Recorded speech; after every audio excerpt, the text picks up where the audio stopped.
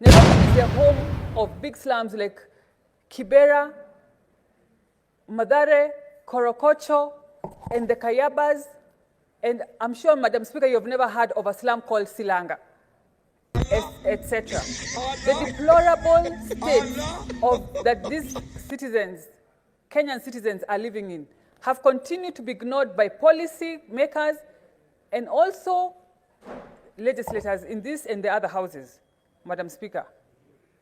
Madam Speaker, I happen to be privileged to have served at the board of Nairobi Water and Sewerage Company for 3 years before I became a senator. And in Nairobi Water, we had mapped Nairobi into 7 regions. We have the central region, which includes the CBD and its environs. We have the southern region. And Madam Speaker, we saw it wise and necessary to have another region, a separate region that is called that it included all the slums. That was called I forget the name, but the slums and all those regions were under a region, regardless of the location and the geographical area. And Madam Speaker, how we dealt with the slums was not the same way we dealt with other regions, in terms of billing, in terms of water supply, because they are more populated and they are less privileged. So, Madam Speaker, I want this House and I want the policymakers, the CRAs, to deal with these regions and to recognize them as marginalized, because they are marginalized, Madam Speaker. We are talking about Korokocho, Soweto, the Viwandani, the Riruta, and all these other areas, Madam Speaker, that have been ignored. Just because they neighbor Karen or they neighbor Muthaiga and other rich estates does not mean they should be ignored. Madam Speaker, they are not children of a lesser God. And Madam Speaker, we have been crying as Nairobi for these slum dwellers, and we have been ignored over the years. And we are going to resort even to unorthodox means. Madam Speaker, as the women of Nairobi and the women of Lainisaba and Kiboro and Muji wa Huruma, we are going to undress in this town, Madam Speaker, so that we can get the attention of the policymakers and this House and the legislators, Madam Speaker. Because Nairobi is not a rich county, Madam Speaker.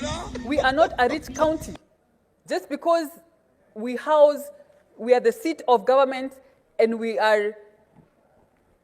happen to have rich estates here and there does not mean that we are rich, Madam Speaker.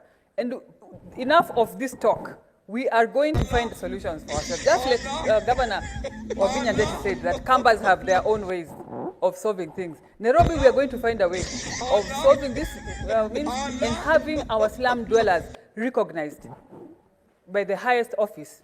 And this 254 passport, bro. If I'm lying, bro, I'm flying. Karen Nyamu. Wacha tuongee na Karen Nyamu hapa. Karen Nyamu, vipi? Unanijua, unanikumbuka, si ndio? Mimi ni 254 passport, bro. We have a history together. Unajua history yetu ni nini?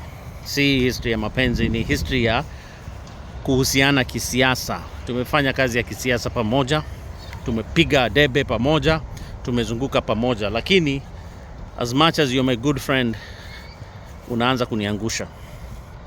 Hii video nimeona ukiongea kwa Senate, mazee umeongea vibaya bana. You can do better than that. You are representing the youth. We want the youth to do better. We want the youth to actually show that they can be able to lead and show that they can be able to do better kushinda hawa wazee ambao wanatusumbua na wanatukaranga kila siku wakituangusha. So this is my message to you, Karen Nyamu.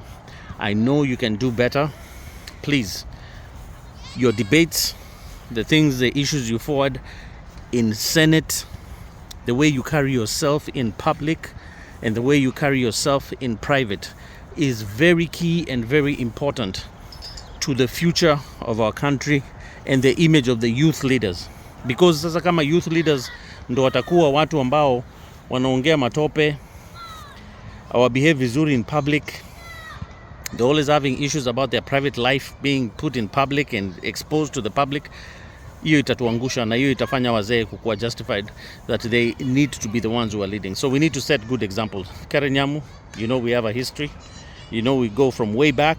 Tafadhali 254 Passport Bro anasema tia bidii, focus, do the right thing, represent yourself well, do your research before you come to Senate and give all the information that you have to give there so that you have the paperwork and you're diligent in whatever you're talking about and you're eloquent and well represented. The youth, we have to be eloquent, well represented, and we have to be on point with whatever we are talking about. We can't be people we are dilly-dallying. Mumona your video. Na mumona Karen Nyamu ametuangusha kama my youth. Please, Karen Nyamu, do something, man. I know you're better than that. I know you're better than that. Please, do something about that. Sawa sawa. 254 Passport Bro. If I'm lying, bro, I'm flying, bro. Wacheni ujinga.